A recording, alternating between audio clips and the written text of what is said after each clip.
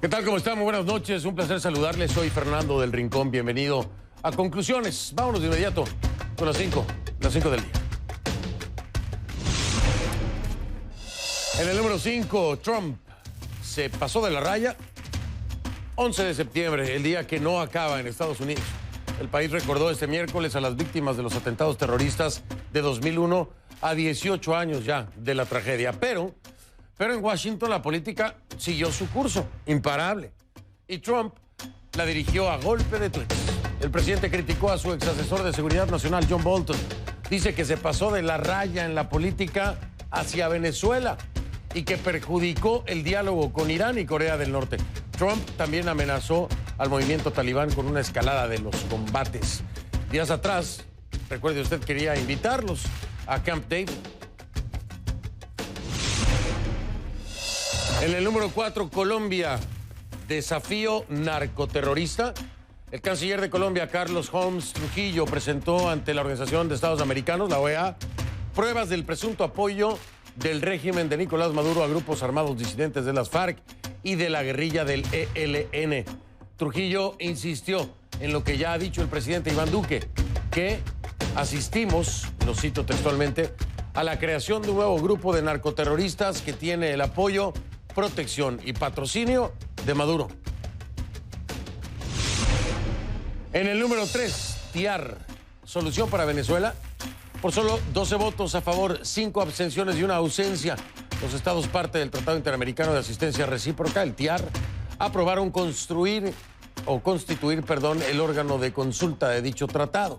El ente considerará las medidas apropiadas para la activación del TIAR en el caso de Venezuela.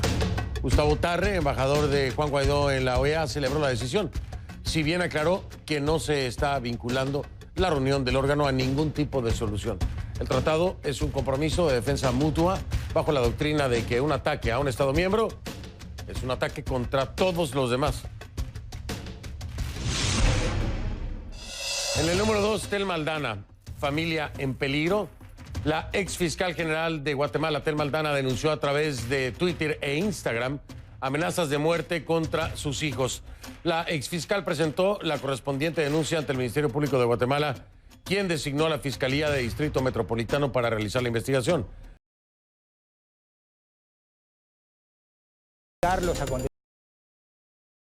Desde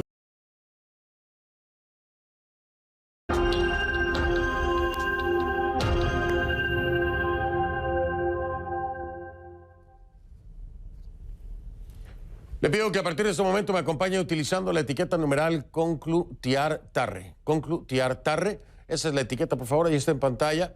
Si me hace favor sus comentarios con esta etiqueta, mi cuenta en Twitter, @soyfdelrincón, @soyfdelrincón.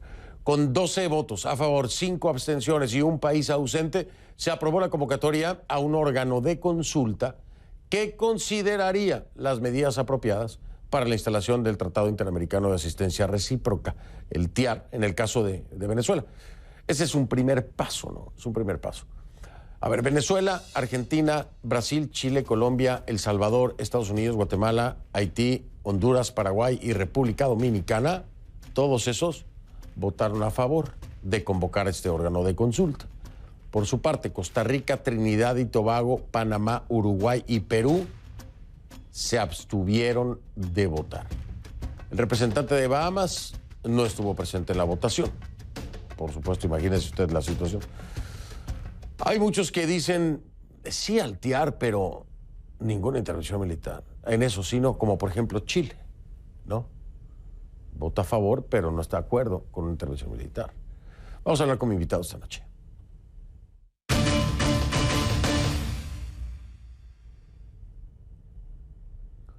Le doy la bienvenida a Gustavo Tarre Briceño, embajador de Juan Guaidó en la OEA. ¿Cómo está? Buenas noches, gracias por estar aquí. Buenas noches, Fernando. Muchas gracias por tenerme como invitado. Al contrario, gracias a usted. En un día, una jornada intensa que finalmente da, me imagino, frutos, el resultado que ustedes esperaban. Este órgano de consulta, cuéntame un poco de qué es lo que sigue con el órgano de consulta y de cuánto tiempo podríamos estar hablando, señor Tarre, por favor. Bueno, ahora procede convocar al órgano de consulta que está integrado por los ministros de Relaciones Exteriores de los países que son parte del tratado. Esa reunión debe hacerse en un plazo de unas 2 semanas y yo creo que hay que invertir un poco en la secuencia de los acontecimientos. Hoy en la OEA se discutió si era procedente o si era aceptable o no una intervención militar. El tratado propone una gama de opciones y yo creo que lo primero que hay que tener es una visión compartida de la magnitud de la crisis. Ya es un lugar común hablar de la crisis venezolana, pero muchas veces la gente no profundiza, no hurga un poquito para saber hasta dónde llega la crisis. Y a uno le llegan de Venezuela noticias terribles. Ayer me comentaba una muy buena amiga que hay pueblos enteros en Venezuela en que solo hay niños, porque los padres emigraron, no tuvieron oportunidad de llevarse a los niños, no han podido mandarles a buscar, y hay pueblos habitados por niños. Bueno, todos hemos oído lo de los hospitales, hay cifras que son pavorosas, la destrucción de la economía de Venezuela es peor que aquella que ocurrió en España durante la Guerra Civil, que duró 3 años. 3 años de guerra, de destrucción, y la economía española al terminar la guerra estaba mejor que la economía venezolana hoy. Entonces, si medimos exactamente la dimensión de la crisis, ese es el momento en que podemos escoger cuáles son las medidas. Primero el diagnóstico y después la terapéutica. Discutir la terapéutica antes de terminar y compartir un diagnóstico me parece a mí que es una forma errada de aproximarse al problema. Y obviamente me lo está diciendo por aquellos países que, unos que no apoyan, pero por ejemplo México, ¿no? Mi país, tristemente le digo que rechaza, ¿no? Que rechaza la activación del TIAR, dice que van a condenar cualquier decisión que se tome mediante el uso de la fuerza. Países como Chile, por ejemplo, que dicen, bueno, sí apoyamos el TIAR, pero no apoyamos ninguna intervención militar. Costa Rica, ¿no? Que también está, pues, no solamente en contra de la intervención militar, sino de la activación del TIAR. Yo le pregunto, ¿usted cree que la apreciación de que necesariamente tiene que haber una intervención militar es un error de interpretación de estos países? Y si es así, ¿por qué cree? ¿Falta de conocimiento o qué? No, yo creo que lo que no puede uno es prejuzgar. El remedio viene después del diagnóstico. Si nos ponemos de acuerdo en la magnitud de la crisis y en la inefectividad de los muchos medios que se han utilizado hasta ahora, porque mucha gente, y con toda razón, dice, Fernando, hay que ir al diálogo, hay que conversar, la solución pacífica es la solución más adecuada, y claro que lo es.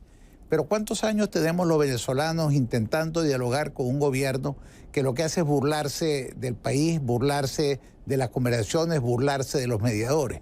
Aunque en Barbados están todavía intentando conversar, el gobierno se para de la mesa, una vez dice que es por las sanciones de Trump, otra vez inventa otro pretexto, dicen que Guaidó le ha entregado parte del territorio nacional a Guyana. Es decir, son argumentos tan baladíes, tan necios, tan superficiales, que lo que ponen en evidencia es que por parte del gobierno no hay ninguna intención de llegar a una solución negociada. Entonces, si la solución negociada está cerrada, si el gobierno se niega a utilizar la vía electoral, ¿cuáles son las vías que quedan?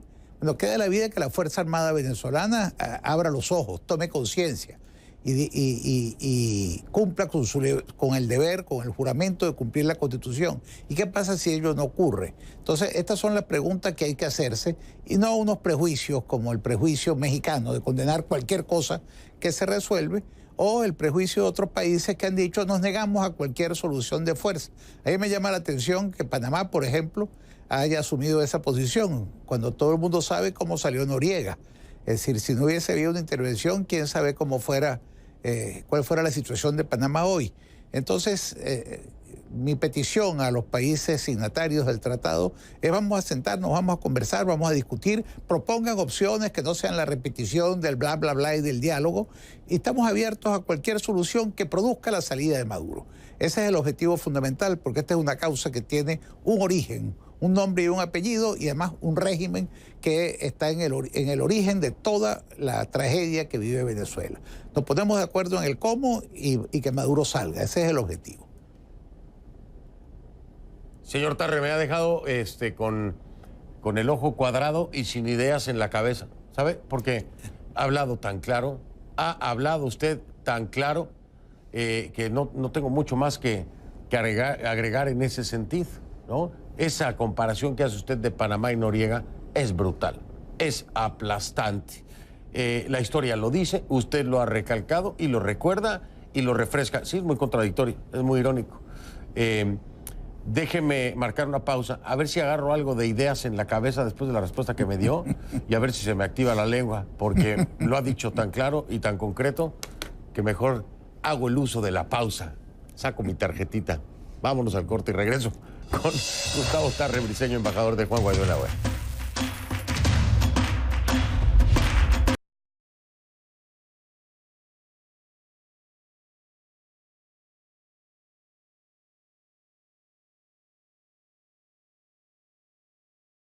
CNN.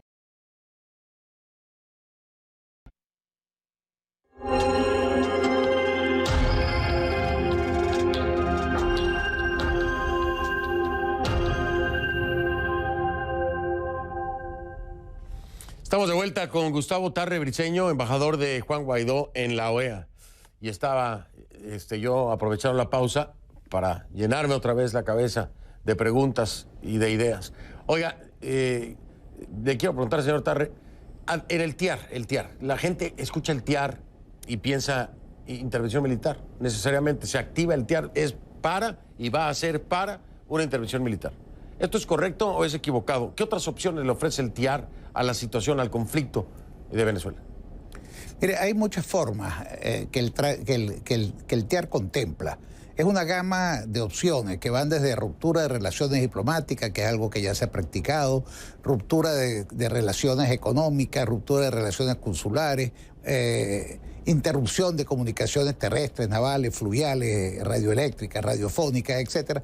Son el texto del tratado. Ahora yo quiero poner algunos ejemplos muy sencillos. Venezuela es ahorita el centro de tránsito del narcotráfico, quizás el más importante del mundo. La droga que se produce en países vecinos llega a Venezuela, sale de Venezuela y es enviada a Europa y es enviada a las islas del Caribe y de allí a los Estados Unidos. ¿Cómo se enfrenta eso? Se puede enfrentar eso con pétalos de rosa, con diálogo, llamando a los carteles de la droga, que son hoy actores en la crisis venezolana. Pues yo creo que sencillamente no. Ahí hace falta una solución que requiere necesariamente el uso de la fuerza. Hoy, por ejemplo, el canciller de Colombia estuvo en la OEA y dio todas las pruebas de la presencia en territorio venezolano del ELN y de los disidentes de la FARC que han denunciado que vuelven a la guerra. ¿Cómo se va a enfrentar ese anuncio de la vuelta a la guerra? Es decir, vuelven con fusiles, vuelven con minas, vuelven con cañones, vuelven con armas, vuelven con balas, vuelven con explosivos. ¿Cómo se van a enfrentar? Entonces, negar el uso de la fuerza, a mi modo de ver, de manera como un prejuicio, es un error. Por otro lado, negar otro tipo de soluciones es también un error. Solo va a ir a la intervención militar, no. Hay posibilidades económicas que todavía no se han usado. Si todos los países de América Latina, todos los países miembros del TIAR, si los países de la Unión Europea aplicaran las sanciones personales que han aplicado los Estados Unidos y alguno que otro país a los altos personeros del régimen, la cosa sería muy distinta. España está llena de ladrones y de violadores de derechos humanos que se dan la gran vida disfrutando del dinero robado. Poco hace el gobierno español para perseguirlos, para entregarlos a la justicia. Eso no es una acción militar, pero es una acción que es tremendamente efectiva. Nadie roba para los nietos o para los bisnietos. El que se ha robado un dinero, lo que piensa es en disfrutarlo. Entonces son muchas las opciones que hay. Lo que creo yo que hay que ponerle, Fernando, es un poquito de creatividad y sobre todo de voluntad. Es decir, la crisis venezolana ya no está para declaraciones, ya no está para discursos. La crisis venezolana está para tomar decisiones y esa puerta la abre el TIAR. Y yo no tengo ninguna duda de eso. Y mi trabajo, siguiendo las instrucciones del presidente Juan Guaidó, es explorar todos los caminos y los vamos a explorar. Señor Tarre, gracias por esta entrevista. Gracias por esta entrevista. Normalmente soy muy criticado, ¿no?, por ciertos escenarios que planteo. Y esto todo que acaba usted de decir, yo lo escucho y siento un fresquito, como dicen en Venezuela. Siento un fresquito porque lo mismo he dicho en repetidas ocasiones. Ya bla, bla, bla, el bla, bla, bla, bla, bla, bla ya no sirve de nada. Se han pasado de bla, bla, bla. ¿Está de acuerdo conmigo? Hay que actuar. Ojalá le digo, señor Tarre, que esto ocurra de verdad. Ojalá cuando se sienten a hablar con los integrantes, los cancilleres del órgano de consulta, ojalá de verdad lo escuchen sin prejuicios. Gracias por lo que está haciendo y gracias por hablar así de bien, señor Tarre, de verdad que me voy a ir a dormir bien tranquilo después de haberlo escuchado esta noche. Mil gracias por esta entrevista. Gracias, Fernando. No, hombre, gracias a usted, gracias a usted. Gustavo Tarre Briceño, embajador de Juan Guaidó en la OEA. Oiga, qué bien habló, ¿no? Bueno, no sé, yo todavía estoy en shock, así que voy a una pausa, ya vengo.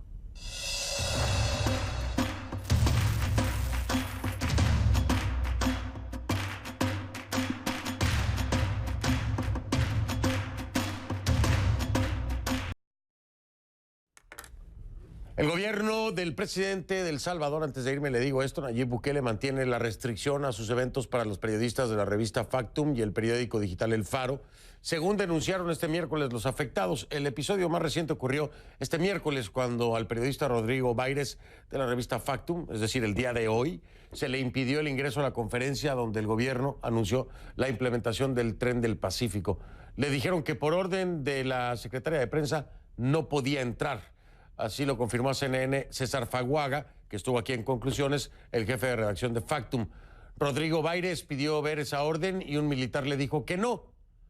Me llamo Baires y le dije que, dijo esto, ¿no? Lo estoy citando, me llamo Baires y le dije que siendo así se regresara, agregó Faguaga.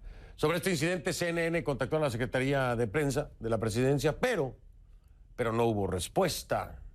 Un silencio total con este tema ahí, con Nayib Bukele, el presidente. Bueno, pues aquí lo esperamos. Yo lo espero mañana. Si no lo vio en Conclusiones, no lo vio. Y a ver si mañana el mundo cambia, ¿no? Aunque sea un poquito. Pásenla bien.